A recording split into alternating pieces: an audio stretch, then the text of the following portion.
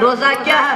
एक ऐसी अमल है जो हमें फरिश्ते के सामने ला खड़ा कर देते हैं। फरिश्ते न खाते हैं न पीते हैं, उनकी पूरी जिंदगी इलाही इस्लाम के तामील में गुजरती है। वाक़या ये है कि रमजान के महीना तरबियत का महीना है। आपका जी चाहे कि आप शब अंदरोज हो मगर नहीं पीते, आपका रूह करो लजीज खाना मगर उनकी तरफ आँख उठाकर भी नहीं देंगे। आपका नफ्स चाहता है मगर उसे लगाम देते हैं। ये हरकत एक दो दिन नहीं पूरी एक माह की जाती है। नफ्स कंट्रोल करना कितना बेहतरीन तरीका है। आप खुद ही तस्वीर फरमा लेके नफ्स कंट्रोल करना कितना बेहतरीन तरीका है। रोज़ा हमें सिखाता है कि हमें उसमें रहना चाहिए।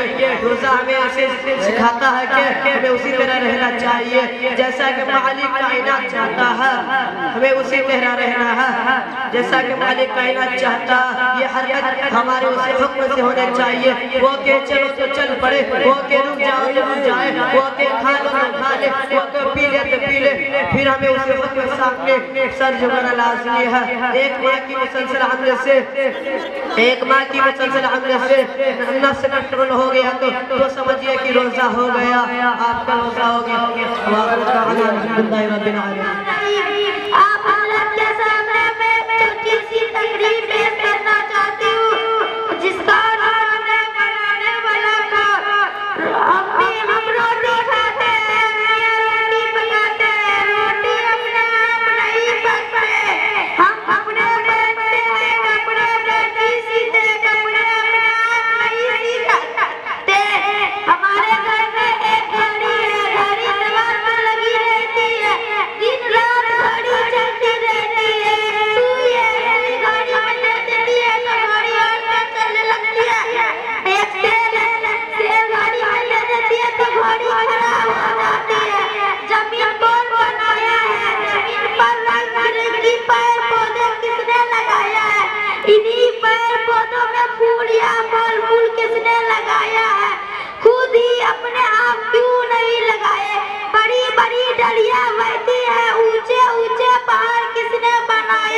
कौन है बनाने वाला? अल्लाह ही ने बनाया है।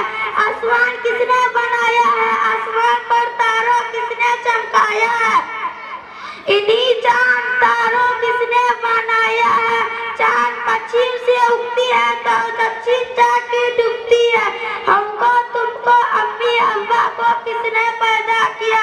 अल्लाह ही ने पैदा किया। मैं अपनी तकरीर यहीं से खत्म करना चाहती हूँ।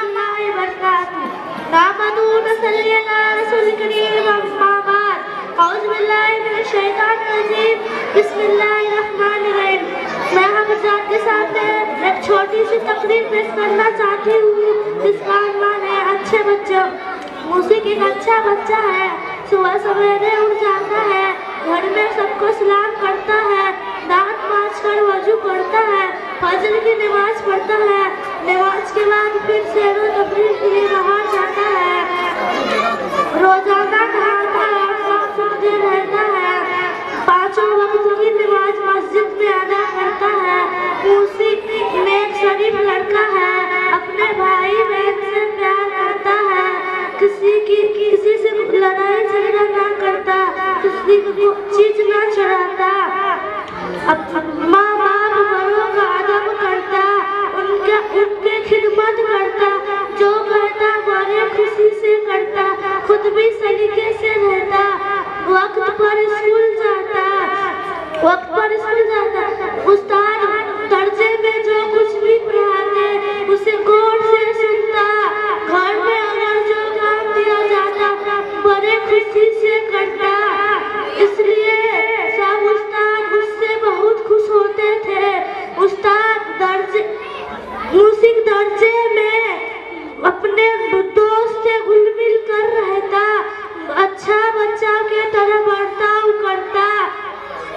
अपने तकरीर यही करना चाहती हूँ। मेरा तकरीर काعنوان है औलाद की तरबियत। अजीज दोस्तों, इंसानी समाज का कौन सा जोड़ा ऐसा है जो औलाद की तमन्ना नहीं करता और औलाद हासिल करने के लिए क्या कुछ जतन नहीं करता, मगर जब औलाद मिलती है तो बहुत कम लोग औलाद की तालीम, अखलाकी और दीनी जिम्मेदारियों को निभाते हैं। बहुत से लोग तो बच्चों को पैदा करते ही मगर इनको समाज और माहौल पर बोझ बनाकर छोड़ देते हैं, इनकी तालीम और तरबियत पर तवज्जो नहीं देते। बहुत से वालिदैन तो इनकी तालीम और तरबियत पर तवज्जो नहीं देते, इनकी तालीम और तरबियत से इनको महरूम रखते हैं। इन तीनों किस्म के वालिदैन हमारे समाज में बाकसरत मौजूद है। जब सूरत हाल ये हो तो हकीकी इस्लामी शरीयत, इस्लामी मुआशरा कहाँ से वजूद में आए? तो नबी करीम सल्लल्लाहु अलैहि वसल्लम ने मुसलमानों को ताकीद किया और फरमाया, अपनी औलाद की इज्जत करो और इनको अदब व तमीज़ सिखाओ।